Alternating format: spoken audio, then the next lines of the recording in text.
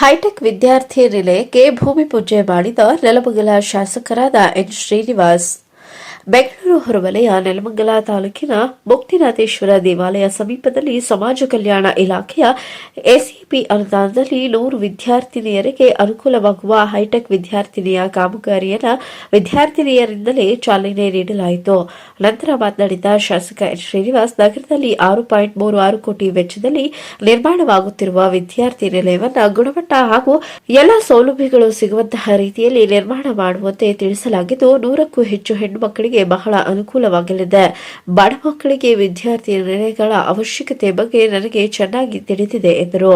ನಂತರ ಎಂಜಿನಿಯರ್ ಮತ್ತು ಗುತ್ತಿಗೆದಾರರಿಗೆ ಗುಣಮಟ್ಟದ ಕಾಮಗಾರಿ ಮಾಡುವಂತೆ ಸೂಚಿಸಿದರು.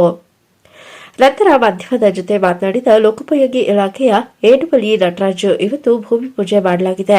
ಅತಿ ಶೀಘ್ರದಲ್ಲಿ ಕಾಮಗಾರಿಯನ್ನ ಪ್ರಾರಂಭ ಮಾಡುತ್ತಿದ್ದೇವೆ. 3 ಫ್ಲೋರ್ ಅನ್ನ ಕಟ್ಟುತ್ತಿದ್ದೇವೆ ಮತ್ತು ಎಲ್ಲಾ ರೀತಿಯ ಸೌಲಭ್ಯಗಳನ್ನು ಇದರಲ್ಲಿ ಕಲ್ಪಿಸಿಕೊಡುತ್ತೇವೆ.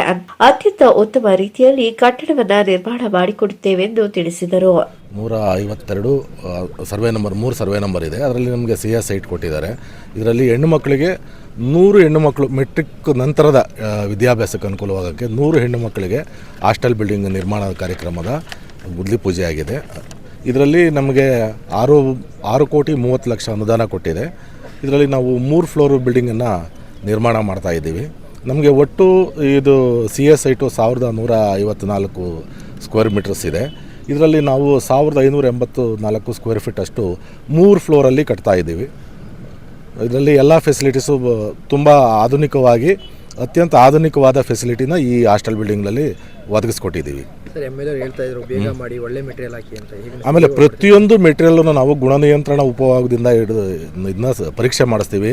ಮಣ್ಣಿನ ಕ್ಷೇಮಧಾರಣೆ ಇರ್ಬೋದು, ಆಮೇಲೆ ಉಪಯೋಗಿಸೋ ಮರಳ ಇದು ಸ್ಯಾಂಡ್ ಇರ್ಬೋದು, ಸಿಮೆಂಟು, ಕಬ್ಬಿಣ, ಜಲ್ಲಿ, ಒಂದು ಮರಮುಟ್ಟುಗಳು ಯಾವುದೇ ಸಾಮಗ್ರಿಗಳನ್ನು ನಾವು ಗುಣನಿಯಂತ್ರಣ ಉಪವಿಭಾಗದಿಂದ ಪರಿಶೀಲನೆ ಮಾಡಿ ಅವರು ಓಕೆ ಈ ಮೆಟೀರಿಯಲ್ನ ಉಪಯೋಗಿಸ್ಬೋದು ಅಂತ ರಿಸಲ್ಟ್ ಕೊಟ್ಟ ನಂತರನೇ ಅದೇ ಮೆಟೀರಿಯಲ್ನ ಉಪಯೋಗಿಸ್ತೀವಿ.